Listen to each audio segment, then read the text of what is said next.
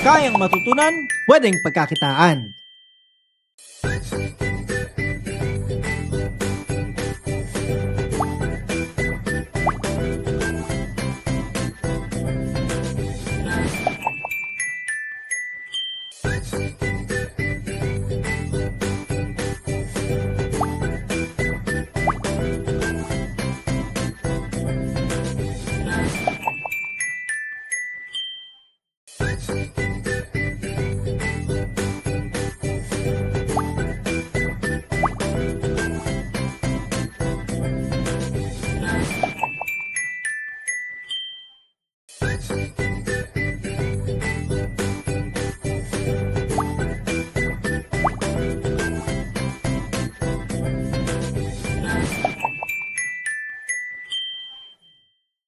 If you want to know more about Aral Forex, follow Aral Forex at Facebook, Instagram, TikTok at YouTube.